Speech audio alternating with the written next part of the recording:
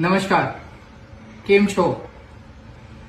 विसावदार का चुनाव अभी होने वाला है, बाई इलेक्शन, और मुझे लगता है कि महीने डेढ़ महीने में शायद इसका अनाउंसमेंट हो जाएगा। विसावदार से गोपाल इटालिया भाई को हम लोग जिम्मेदारी दे रहे हैं वहां से चुनाव लड़ने की, और मुझे पूरी उम्मीद है कि गोपाल इटालिया एक बहुत मजबूत कैंडिडेट होंगे और वहां से जीत के आएंगे।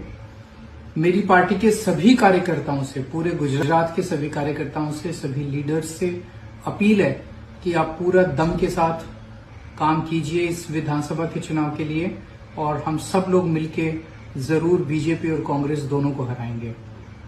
दोस्तों, સૌથી પહેલા તો હું ગુજરાતના તમામ લોકો અને વિસાવદરના ખેડૂતોનો આભાર માનીશ કે ઘણા લાંબા સમયથી એમની લાગણી હતી કે ગોપાલભાઈ ઇટાલિયા વિસાવદરથી ચૂંટણી લડે।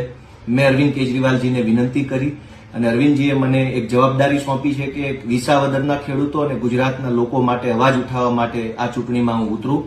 દોસ્તો, હું આશા રાખું છું કે આમ આદમી પાર્ટીના સૌ કાર્યકર્તાઓ, ગુજરાતના તમામ એ લોકો કે જે લોકો તાનાશાહી સામે લડવા ઈચ્છે છે, ખેડૂતોનો અવાજ બનાવવા ઈચ્છે છે, એ લોકો મને આમ આદમી પાર્ટીને મદદ કરે, અને ખાસ કરીને વિસાવદરના ખેડૂતોનો વિશેષ આભાર માનીશ। અને ખાસ મહત્વની વાત એ છે કે ગુજરાતમાં ભાજપે આજ દિવસ સુધીમાં કોઈ પણ ધારાસભ્યને કે કોઈ પણ આગેવાનને ડરાવીને, ધમકાવીને, લલચાવીને તોડી પાડ્યો છે। પણ આ વખતે મારી ચેલેન્જ છે કે ભાજપની અંદર તાકાત હોય એટલી તાકાત લગાવી લે, પણ ગુજરાતના